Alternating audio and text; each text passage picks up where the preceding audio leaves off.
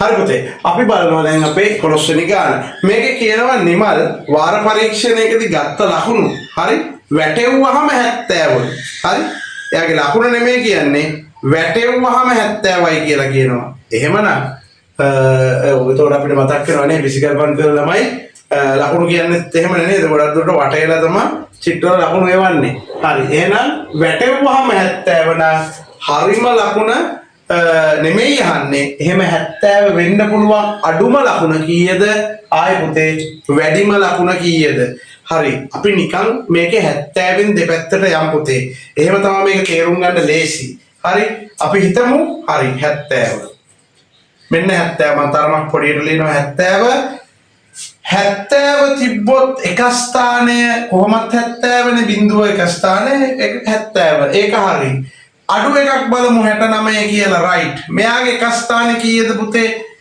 එක ස්ථානේ 5 හෝ ඊට වැඩි නම් හරි අපි කියනවා දස ස්ථානෙට මේ මම මේ කතා කරන්නේ තනිකරම මේ 10ට වැටීම සම්බන්ධව පුතේ 70 කියන්නේ 10යි මේක 100ට වට යන්න පුළුවන් ඒ වෙද්දි මේ කියන කතන්දරේ පොඩ්ඩක් වෙනස් වෙනවා. හරි වචන වෙනස් වෙනවා. මේක 10ට වට යද්දී අපි බලන්නේ එක ස්ථානයේදී හරි 10ට වට යද්දී ඒ කියන්නේ අපිට අවශ්‍ය 10 ස්ථානේ ඊට දකුණු පැත්තේ තියෙන එක ස්ථානේ එයා 5 හෝ ඊට වැඩි කෙනෙක් නම් අපි දන්නවා මෙහා පැත්තේ 10 ස්ථානට එකක් එකතු වෙනවා කියලා. එතකොට 6යි 1යි 70යි නේද? 6යි 1යි 7යි 6යි 1යි 7යි එහා පැත්ත කොහොමද බිඳුවක් නේ කරන්නේ වැටෙව්වාම එනං 70යි. එයා වැටෙන්නේ 70ට. තව එකක් අඩු එක බලමු අපි 68. හරිද? 68 බලමු පුතේ. කවුද ඉන්නේ එක ස්ථානේ 8. එයත් 5 හෝ ඊට වැඩි කෙනෙක්. එහෙනම් මෙතනට එකක් එකතු වෙනවා. ඊට මෙහා පැත්තේකට 6යි 1යි 7යි අතර බිඳුව කොහොමද දාන්නේ? එයත් වැටෙන්නේ 70ට. හරි එහෙනම් මෙයාගේ ලකුණු දැනට 69 වෙන්න පුළුවන් 68 වෙන්න පුළුවන්. අපි බලමු 67ක් වෙනවද කියලා. රයිට් 67ක් වෙනවද කියලා. එනවා පුතේ. ඒකත් 5 හෝ ඊට වැඩි. දැන් මේක ටිකක් ලියද්දි පුතාලට තේරෙනවා. හරි 5 හෝ ඊට වැඩි සෙට් එකම යන්නේ 70 පැත්තට. ඒ කියන්නේ 67 ඊට පස්සේ මොකද්ද 67න් පස්සේ එනවා 66 මෙයත් යනවා ආයේ 65 ඔව් මෙයත් යනවා ඒ මෙයා 5 හෝ ඊට වැඩි කෙනෙක්නේ හැබැයි අපි චෙක් කරමු 64 එයා පොඩි කෙනෙක් පුතේ එහෙනම් 6ට මුකුත්ම එකතු වෙන්නේ 6යි එහෙනම් එයා වැටෙව්වාම උත්තරේ එන්නේ 60 එහෙනම් එතනට යන්න බෑ අඩුම කෙනා කීයද අහුවෙන්නේ අඩුම කෙනා අහුවෙන්නේ 65 එහෙනම් අඩුම කෙනා නම් හරි 65යි. ඊට අඩු වුණොත් 70ට වැටෙන්නේ පස්සට යනවා. දැන් මෙයාගේ ඉස්සරහා පැත්ත බලමු. 71 72 ඔය වගේ ඒවා. මෙයාගේ එක ස්ථානයක ඉන්නවා. එහෙනම් එකතු වීමක් නැහැ. 7.70යි උත්තරේ.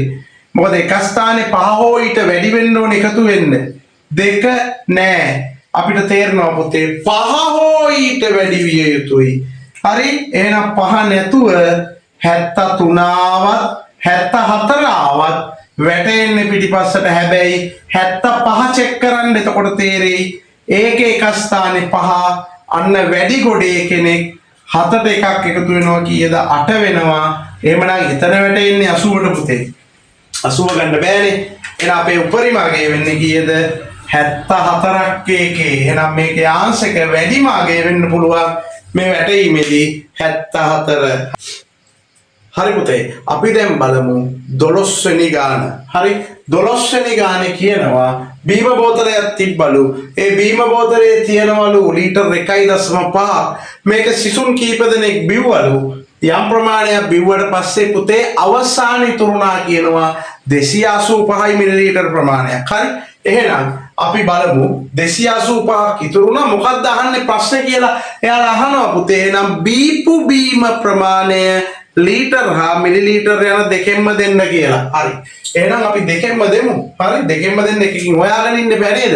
ඔක්කොටම කලින් මේ දීලා තියෙන එකත් පුතේ ඒකක වර්ග දෙකක්. දෙකක තියන් ගණන් හදන්න බෑ. එතකොට මේක දශම වලින් මිලිලීටර් දශම කරනවට වඩා ලේසි ලීටර් කරලා අපිට පුළුවන් මේ ලීටර් ගාන මිලිලීටර් කරගන්න. එතකොට ලීටර් 1.5ක් කියන්නේ පුතා මිලිලීටර් කීයද? අපි බලමු 1.5යි මොනවාද ලීටර්. මිලිලීටර් කරන්න ලීටර් මොකද කරන්නේ? ඉස්සල්ලාම අපි බලමු ලීටරයකට මිලිලීටර් කීයක් තියෙනවද? ලීටරයකට තියෙනවා මිලිලීටර් කීයක්ද? 1000. හරි. එතකොට පුතේ ලීටර් දෙකකට කීයද? 2000යි. තුනකට 3000යි. එතකොට පුතාලා මේ කරන්නේ ලීටර් ගානක් දීලා මිලිලීටර් කරන්න කිව්වම 1000න් මොනා කරන එකද? ගුණ කරන එක. එහෙනම් ඒ වගේ මේ ලීටර් 1.5ත් අපි 1000න් ගුණ කරනවා. එතකොට මේකේ කෙටිම විදිය තමා පුතේ 1000න් ගුණ කිරීමේදී හොඳට මේ ක්‍රමේ දන්නේ නැත්නම් මෙතනින් ඉගෙන ගන්න. හරි? එක බිංදුවක් අගින් කැපෙද්දි තිත එකක් පයින්නවා පුතේ. තව බිංදුවක් කැපෙද්දි තව එකක් පයින්නවා. මුකුත් නෑ පයින්න කමක් නෑ පන්නමුකෝ. ඊතුරු බිංදුවට තව එකක් පයින්නවා. හිස්තැන් දෙකක් එනවා. හිස්තැන් දෙකට මොනවද දාන්න පුළුවන්? හිස්තැන් දෙකට මෙතන කටුවට චූටියට බිංදු දෙක දාගත්තා. දැන් තිත නෑ තිත මෙතනට ගිහිල්ලා හැලිලා ගිහිල්ලා ඉවරයි. 1.5යි බිංදු දෙකේ කියන්නේ එනවා කීයක් කියලාද? 1500යි මිලිලීටර් කියලා පුතේ. එතකොට මේකේ තිබ්බා 1500ක් ඒකෙන් බිව්වා 285. එහෙනම් ඉතිරි ප්‍රමාණය බලලා ඉමු. පස්සේ බලමු යාලා කියන ඊගාව ඒවා ටික. හරි? මම එහෙනම් 1500න් අඩු කරනවා මේ කියන 285. ඒ අඩු කරද්දී බිංදුවෙන් 5ක් අඩු වෙන්නේ නැහැ. 5 පුතේ 4 කරලා එකක් දෙනවා 10යි. 9 කරලා එකක් දෙනවා 10යි. 10න් 5ක් 5යි. 9න් 8ක් 1යි. 4න් 2ක් 2යි. මෙතන 1යි. ඔන්න අඩු කරපුවාම එනවා අපිට 1215ක් කියලා උත්තරයක්.